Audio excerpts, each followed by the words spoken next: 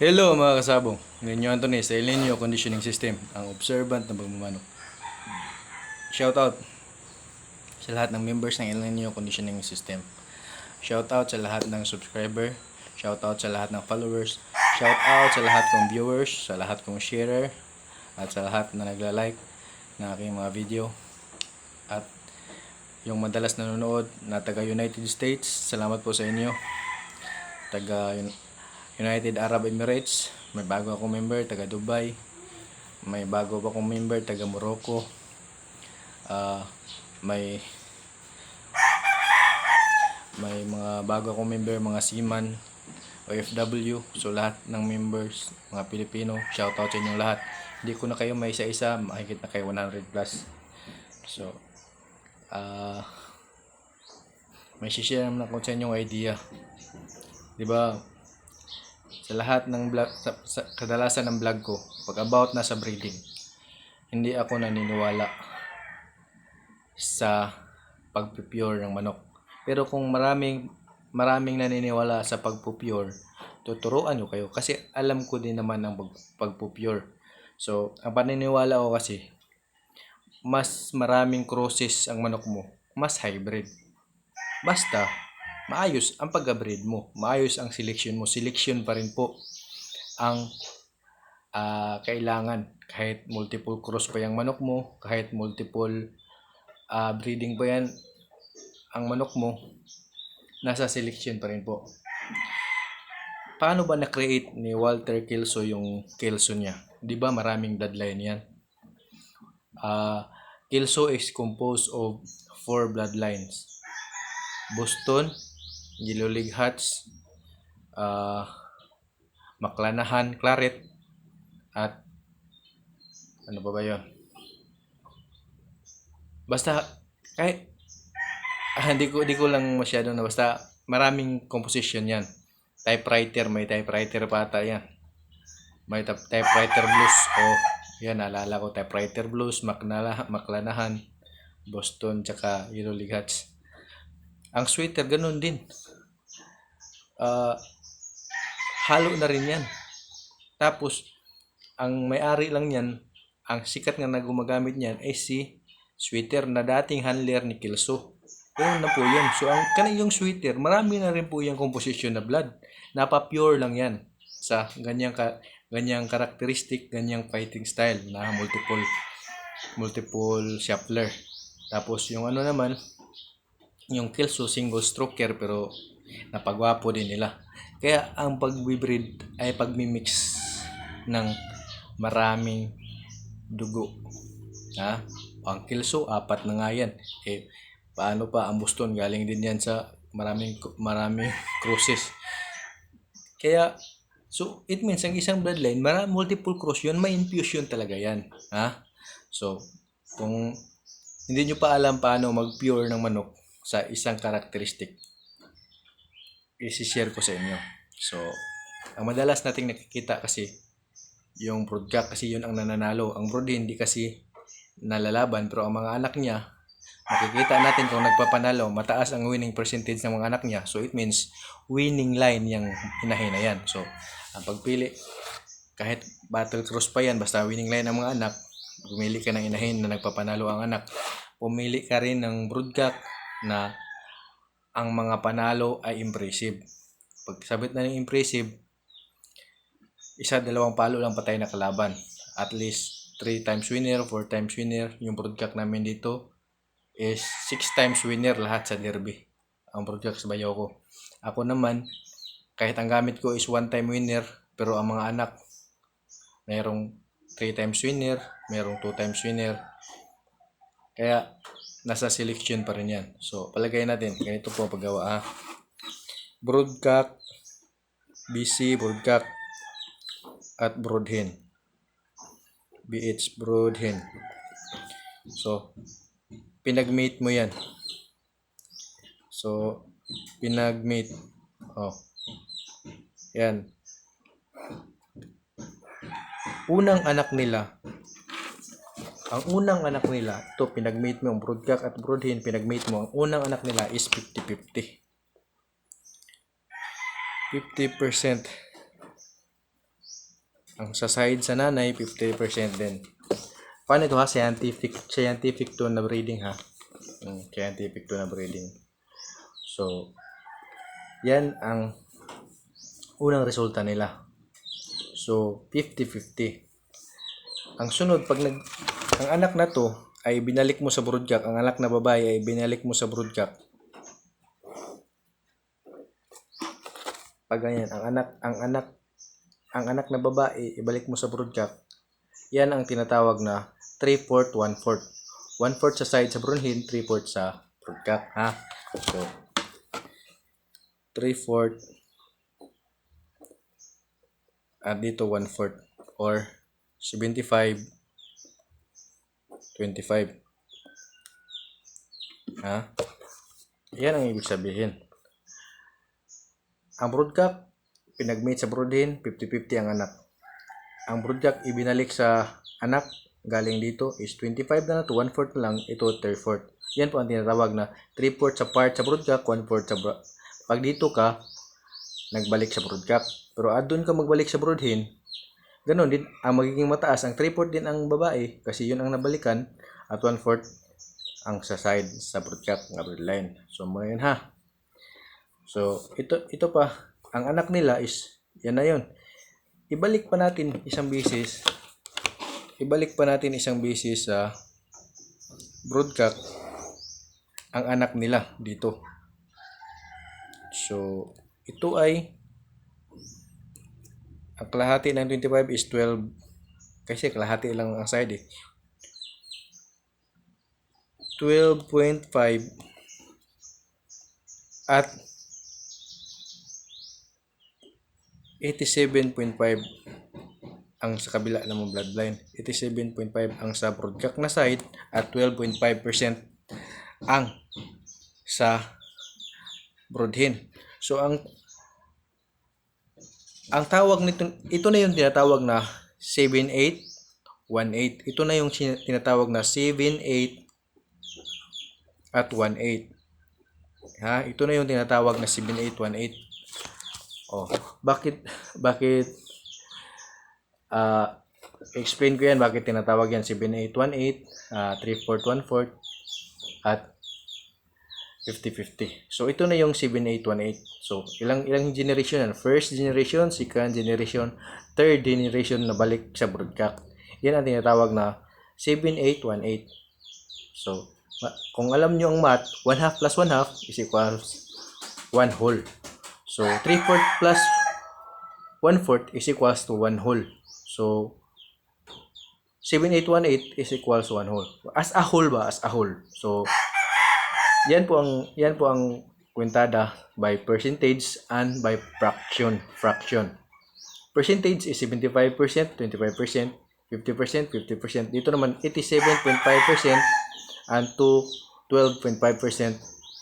Ang sa side sa brood hen 12.5%, ang side sa broodcock is 87.5%. Ha? So andito third generation yan ang 7-8-1-8. So most likely kamukha na ng broodcock yan, ang anak niyan. Kamukha na, mataas na ang percentage sa tulo. So kung papasok pa tayo sa fourth generation at ang anak niya ibalik naman natin. So ang kalahati is 6.25. 6.25 plus dito is 93.75%. 93.75%. Ang sa broodcock 93.75%, ang sa brood hen 6.25%. So ito na ang tinatawag na 15, 16 at 1/16 sa side sa 93.75% na yan. Yan po, ilang generation yan? First generation, second generation, third generation, fourth generation na pagbalik sa broodcock, yan na po ang resulta. 93.75% tsaka 6.25% sa side sa brood hen. Ha? Kung ibabalik, kung fourth generation, kung fifth generation pa natin yun, so 5 taon mo gagawin, fifth generation, 5 taon mo yan gagawin, ha? So kung 5 taon mo na gagawin ito, dito na natin ilipat ang mga ang sa kabila kasi di na mapasok eh. Na so broodcock at broodhen. Dito is 93.75%. Ito naman sa kabila is 6. Half and half lang yan. Kalahati ang i-share sa broodhen kasi binalik mo sa broodcock. So ganito na po yan. Itong resulta sa 5th generation, 1, 2, 3, 4, 1, 2, 3, 4. Sa 5th generation, ito na po yon. Ito ang kahati ng 6.25 is 3.125.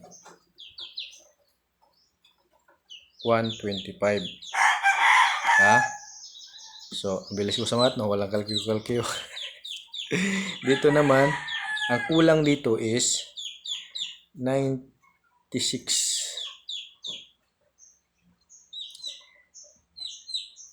96% point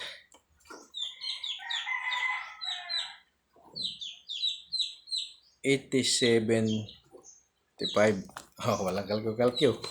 So, ang 5th generation, ang resulta ng bloodline, ito na yung tinatawag na 31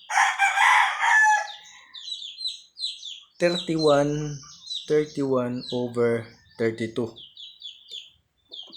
at 1/32 kung sa fraction natin gagawin.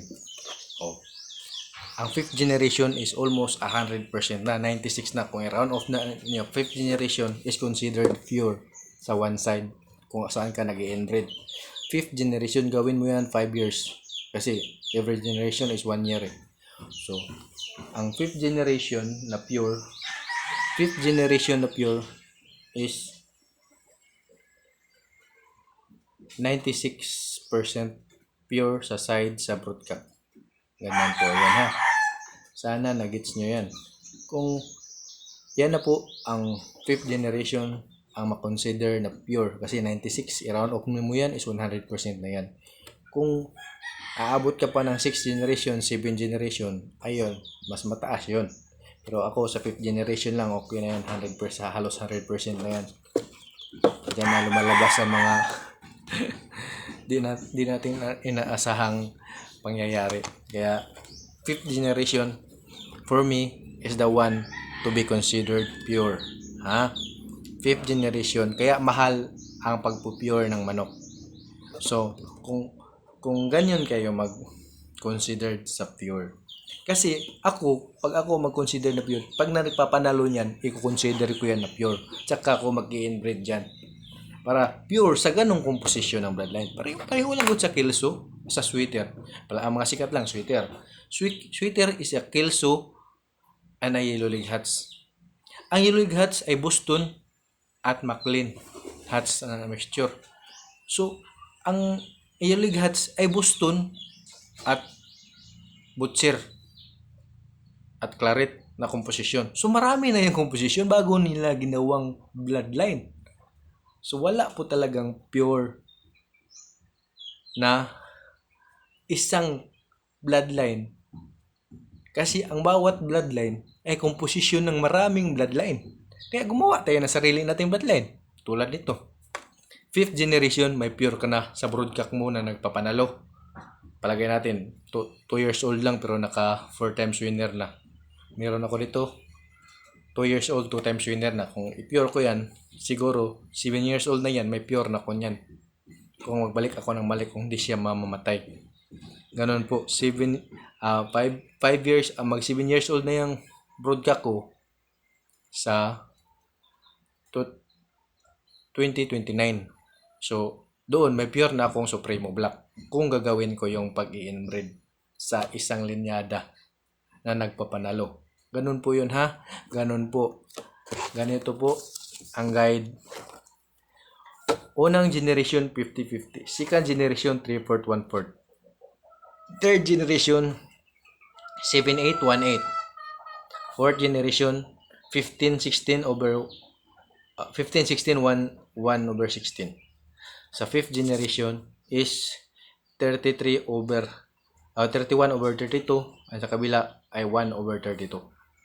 Ganun po gumawa ng pure. Ganun po gumawa ng pure. Kaya sa gustong matuto sa El Nino conditioning system, magpa-member na kayo. Kung gusto kayo, yung winner nyo na bloodline, yun ang pure para sa inyo. Kung may multi-time winner kayo, doon kayo mag-pure, pabalik-balik ang anak sa every generation para maging pure siya sa ganung komposisyon ng dugo. Whatever the composition sa iyong winner, pwede ka mag-pure at pangalanan mo ng sarili mo. Tulad ko, may El Nino Dome ako. I can make a pure for my El Nino Dome. Supremo Black, and I can make a pure for my Supremo Black. Ganun po yun. Ganun po ang pag-pure ng manok. Kaya sa mga backyard dyan, wag kayong panghinaan ng loob na wala kayong pure. Pwede kayong gumawa ng pure ng sarili nyong winning line na manok. Mag-pure kayo, mag-inbreed kayo dyan sa sarili. Selection is the key para makagawa ka ng sarili mong magaling na linyada. So, magsilik ka ng mga anak niya, ibalik mo sa tatay. Ganun po yun ang breeding. Kasi wala po talagang pure. Even Kelso is multiple cross. Even Sweeter is a multiple cross.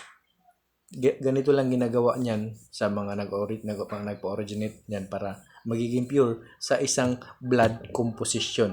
Pag sabihin natin blood composition, composed of many bloodlines. Blood composition.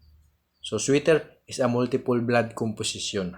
Kelso is a multiple blood composition that has made pure by repeated inbreeding. Ganun po yun. Sana nawaan nyo ang explanation ko paano gumawa ng pure. Salamat po.